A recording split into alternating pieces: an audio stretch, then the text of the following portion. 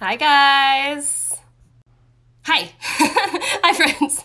Okay, I was trying to switch over to Wi-Fi to see if it's working. We had some troubles with Wi-Fi earlier in the week. Hi, everybody. Happy Monday. Happy day after Easter. Hi, friends. Let me know if you can see and hear me okay. We had some Wi-Fi trouble last week, and so I'm trying to make sure that it's working all right. Hi. Welcome to week 3 of our journaling challenge with Standard of Grace. I have not looked at this week's prompt, but let me know if you can see and hear me okay. I just want to make sure that this Wi-Fi situation is working. Perfect. Yay! Oh, I'm so glad. We had a whole bunch of people come out here to figure out our Wi-Fi situation. Hey, Maddie! All right. My kids are actually out of school today, and Nana has taken them for a couple of hours so that I can do this, and also so that I can start editing my 3rd book. Well, technically it's my 4th book, but because this is like a sister book to Grace Not Perfection, and it's more or less a journal and not stories, I don't consider it like part of the lineup as much. Does that make sense?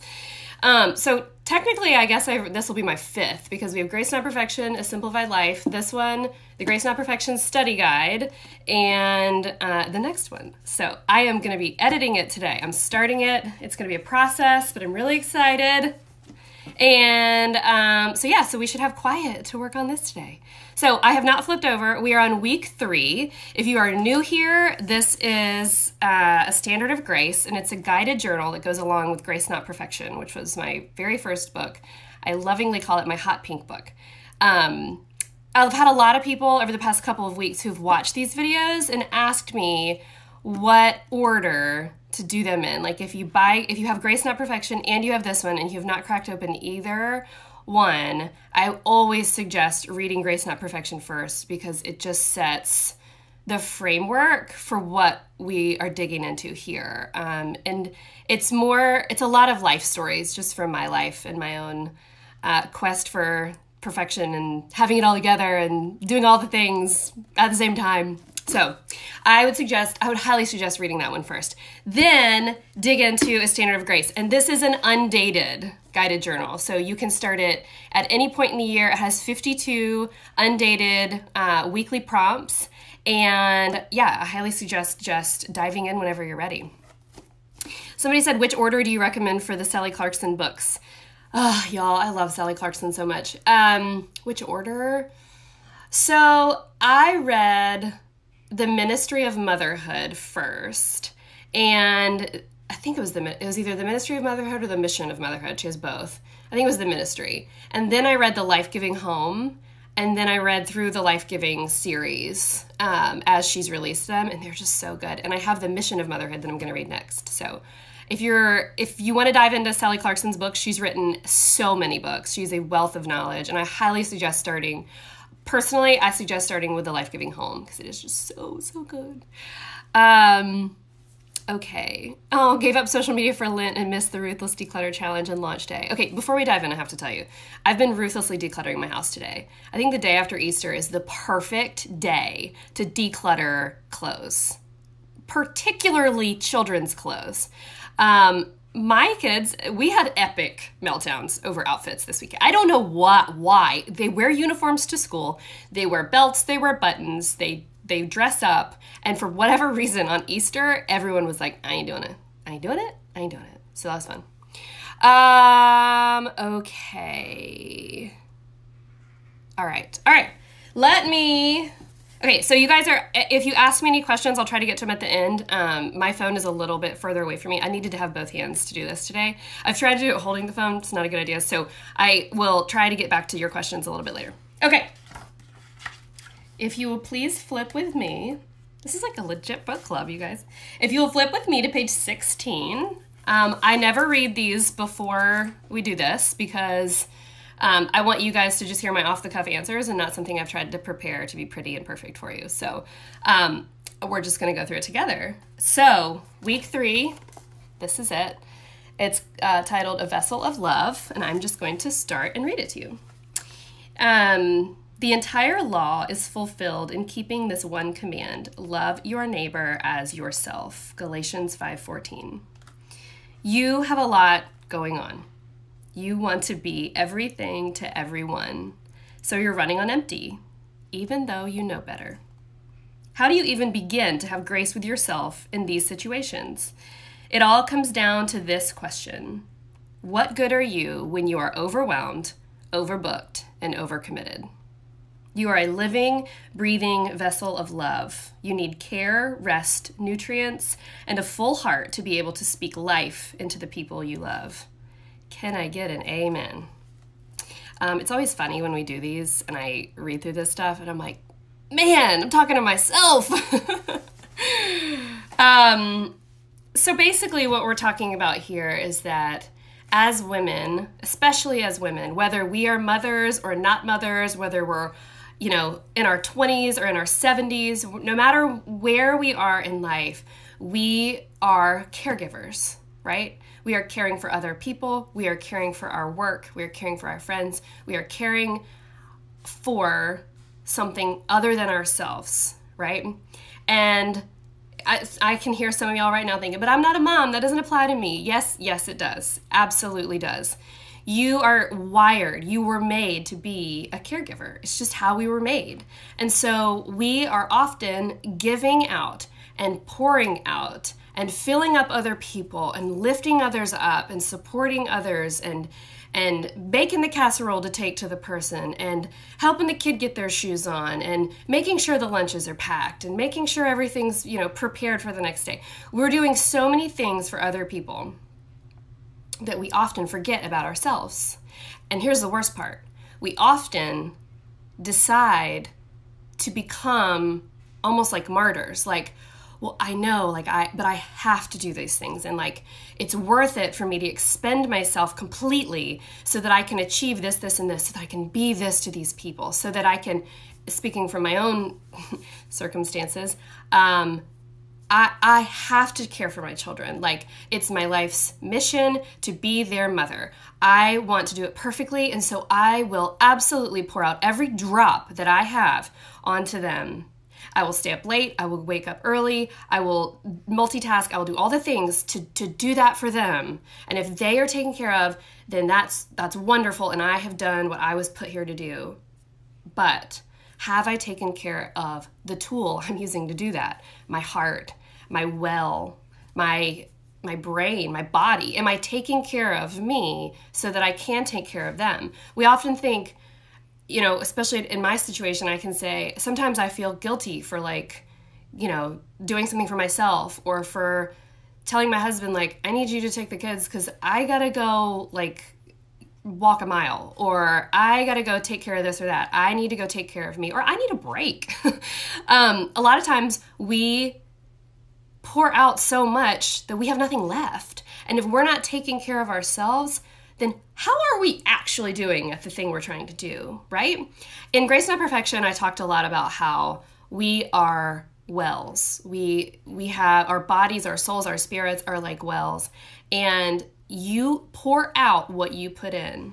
So if you are putting in stress and worry and anxiety and overcommitment and constantly being frazzled and constantly being upset and angry because we're overcommitted, if that's what we're putting in, those kinds of, and junk food, convenience food and coffee instead of water, if that's what we're putting in, what is it that we're pouring out, right? Are we pouring out good stuff, or are we actually thinking that we're achieving this goal over here, but we're actually pouring out impatience or frustration or hurrying through our jobs just to get them done? I know that I've been through seasons in my own life, even recently, where I have just worked myself to death trying to run this company and write these books and do these things and have these children and be all the things to all the people. And I have worked myself into where I think I'm doing my best. I think I'm being the best mom I can be, but I'm really just being very impatient. And I'm really kind of pouring out frustration. And so I think we have to step back and say, if I want to pour out, what do I want to pour out and give to other people? I want to give them patience and grace and love and time and my full attention. And so I have to put in the work. I have to put in exercise. I have to put in water. I have to put in truth. I have to put in time with girlfriends who remind me I'm not alone in this season of life that is hard. I have to put in the good things, rest, so that I can pour out the right things. And if we put in all those good things, we pour out what I call sweet water. And if you want to pour out sweet water, you got to take care of you and put in the good stuff to pour out the good stuff. So we start with a question that it's just, if you're in the book with me, you're like, this is a very easy question. How are you? Seriously. And full credit for this experience of answering this question wholeheartedly goes to my friend Laura Casey, who I'll never forget, one day looked at me. We used to be, we owned businesses together, and we've just been friends for a very long time, but she looked at me and she said, how are you? And I was like, good, right? Like, how are you guys? Good, bye, good. And she was like, no, like, how are you? And I was like, oh, well, I'm actually kind of overwhelmed because my to-do list is like a mile long, and I haven't been sleeping well because I've been staying up too late, and I've been eating a bunch of junk food because it's been Easter, and that's fun. So I'm actually like good, but I feel like I need to like get back on track. Okay, that's my answer for today. I would love to know your answer in the comments here. I would love to know like how you are. How are you doing? Are you good? Is that really how you are? Like, I'm great, thanks. But how are you? Are you tired? Are you overwhelmed? You can share, and honestly, I think that when you claim how you're actually feeling and you put it out there into the world and say like, this is how I'm feeling, like this is where I am. You identify a starting point, and you have a place from which to move from, right? Exhausted, tired, and uninspired. Beat, yeah, still recovering from spring break, tired, really tired. Tired of dealing with spring allergies. Hello, can you hear my voice? Yes. Stretched to the max, anxious, yeah. Disconnected. This journal is like counseling I need the other side. Oh, thank you. Extremely stressed. Yeah, tired. Falling apart with 2.5-year-old twins and feeling overwhelmed with it all. Solidarity, sister. Solidarity. All of the above. Overwhelmed. Nervous about summer with kids at home. Me too. Me too.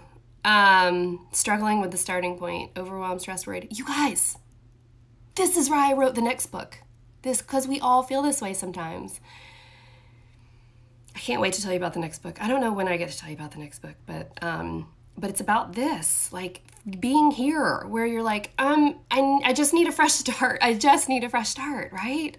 And it's possible.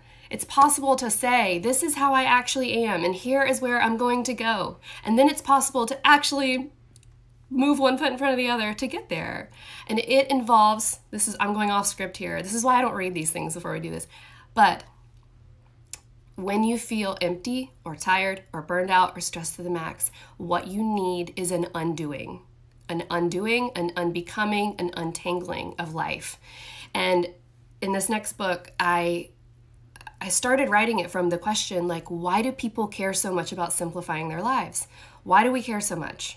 Why are people so drawn to this idea? Why have I made it my life's work? Why is it the thing I can talk about till I'm blue in the face? Why is it so important to women today? And it's because we all get to this place, and the only way out is through an undoing, an unlearning, an untangling of all the things the world tells us we have to be doing, and getting back to that place where you're like, it's a blank slate. I get to decide how I'm going to live my life. I get to decide what my priorities are, and I get to question everything and decide what I'm going to put in, what I'm going to allow into my schedule, allow into my life, and how I'm going to move forward. Okay? So, thank you for sharing how you are. Take time, though, seriously, when you have just some alone time to just sit down and just spill it onto this page. We gave you a whole page here. Spill it onto this page how you're doing. And I also can tell you that in a couple of weeks or months or whenever you begin to move on from that point where you're feeling however you're feeling, you'll look back and be like, I don't want to go back there. You know? If it was a place you didn't want to be, maybe you're at a great place right now. And maybe you get to claim like, hey, I'm actually like, I've done a lot of work, like I'm feeling really good, and here's where I am. All right, next page. Ready? There's this picture of me and Caroline here. It's so funny. The quote on this page, you may be bending over backward to give your loved ones a good life, but if you're not taking care of yourself too, you're moving backward away from that goal. And it's just what we talked about. So the prompt on this page, on page 18, what would it look like if you cared for yourself as well as you cared for others in your life? What would it look like if you cared for yourself as well as you cared for others? I would never let my children leave the house without breakfast. Never. I would die if I knew that they went to school and had not had something to eat. Let me tell you how many times I skip breakfast because I'm too busy. All right, I'm back. Is that better? I got off Wi-Fi. Y'all let me know if you can hear me. Video paused. Is it better? Real life, real Wi-Fi. I don't know, guys. We've had like 16 people out here to try to fix our Wi-Fi and make it better, but it's okay now? Okay. All right. So we were talking about I would never, ever let my kids go to school without eating breakfast. Never, ever, ever. I would die. I would literally die. But how many times do I skip breakfast? I know it's necessary and it's good, but why? Why would I do that to myself? I don't know. I make sure my kids get 3 balanced meals. I make sure that my kids go to bed in time to get enough rest, until the next day. I make sure that they are learning the right things, that we're nurturing like their souls and their hearts. When I see that they are out of sorts, Simplicity Parenting, this amazing book, calls it a soul fire. When I see my kids having a soul fire where they are out of sorts, right? I make sure that they have good rest and just are comforted and are able to just kind of like get back to it. But why don't I do that for me? So that's so important. So first, list the things you do for others and then list the things you do for yourself. So this is just very, very tactical, and write down, I don't know why it's not synced. Let me see. I'm going to go closer to the router and see if that helps. Life. I told the guys when they came out here to look at our internet, I wanted Starbucks internet. I need the internet they have in Starbucks, please. All right, someone said, if it isn't syncing, just restart it. Hang on, okay. How's that? Is that better? I got back on Wi-Fi. All right, I'm gonna sit on the floor. Okay, so on this page, you're gonna tactically write down what it is that you do for yourself and what it is you do to care for your people, right? All of those things that we were just talking about rest and food, and what do you do when you're out of sorts, like that soul fire, right? Those things are so important. And I tend to like thrive on adrenaline a little bit, and I love being busy and all of that, but I tend to burn myself out. And I do it every single time. I almost feel like it's unavoidable and I just need to learn how to recover, but I do it every single time we have a Simplified planner launch. And I also do it every single time we have a book launch. I care so much, and I get so excited that I throw myself into it. I pour my heart out, I pour myself into it. And then when it's over, I'm like, man, I'm tired. And what I've learned is that I do feel like it's almost unavoidable because I love it so much that I dive in head first, and I have to learn how to recover gracefully. And maybe that's a good example for like, sometimes there are things that are unavoidable, that we have to go all out. We have to pour ourselves out, to the nth degree, but you have to know how to recover gracefully. And so like Team Simplified, we take the Friday after launch. So launch always happens on a Wednesday. We take Friday off every single time. And this last launch, we actually took the following Friday afternoon off because that week was just so busy handling all of the things that happened after we launched our new Simplified planners. And so that was like a tactical way that I was like, I'm going to give myself some grace to actually like take a nap in the middle of the day while my kids are at school. Oh my gosh, that sounds so insane. Like, why would you do that? Your kids are not here. You need to be working and being productive. But actually, sometimes taking a nap is really productive, right? And I have to give myself unplugged time, like away from my phone. I will have inevitably been on my phone nonstop, on the internet nonstop, saying, not now, kiddos, not now, kiddos, a little bit later, not like way too many times. They will have known that when I took them in, I'm going back down to my computer to get on the internet and do work too many times during that week. So I have to like pull myself back and, you know, take care of myself in that way. So that's just a tactical example of something in my own life where I have to take care of myself. And maybe you have a job that requires that kind of commitment or pouring yourself in the same way. Or maybe you're caring for a parent or a child or, you know, anything that is just requiring a lot of you. You have to take care of yourself or you will be terrible at that role. It's just science. If you're not taking care of you and filling yourself up, you don't have anything to give. You don't have anything to pour out, right?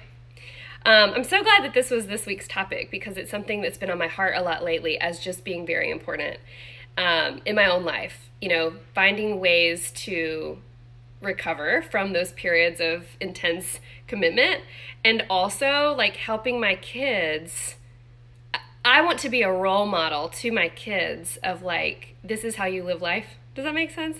Like, I want them to see me caring for myself and making myself a priority so that they understand that's what you do. You care for you and then you can care for others. Like the whole airplane oxygen mask thing, you put yours on before you put your kids on. Sounds crazy, but you have to, right? So anyway, I hope that that was helpful. I cannot wait to tell you guys more about the next book, but I'll wait until I get the green light to do that. And I'm gonna get off of here and go edit. Go start editing. I got all my edits back last week and I got a lot of work to do, but it's gonna make the book that much better. So, oh, someone said, and you wanna be a healthy grandma someday. Amen, right? Right, yeah, that's so true. Okay, so next week is gonna be our last week of this journaling challenge, but I have so like enjoyed these and I promise to hop on every now and then and just do them for fun, like randomly. We won't plan them out or anything, but I promise to hop on and do them because I just think they're so good. The book comes out November 5th. And I'll tell you about it when I can. I don't know. What else do I have to tell you? Okay, so today's Monday. We're actually off of work today because it's Easter observed. We kind of follow the school year calendar, so there we are. And this Wednesday, I'm doing a Facebook Live at 7 p.m. Eastern Time. Right? Yes. And I'm going to show all the details of our Simplified teacher planner and answer all the questions. I know you guys have had like 8 million questions about the Simplified teacher planner. It's amazing. It's beautiful. It launches on May 1st at 7 p.m. Eastern Time. So this Wednesday, I'm going to be doing like a walkthrough and showing you all the details of it. So I hope you'll join me. It'll be fun. It won't be too long, but I'm also going to show you 4 additional products launching with the Simplified teacher planner as well. Okie dokie. All right, I hope you guys have a great Monday. If you missed part of this or fell off when my Wi-Fi was being weird, I'm going to download it as soon as I hit end, and I'm going to upload it to our website so you can watch it along with the first 2 in case you missed those. All right, y'all have a great day. Bye.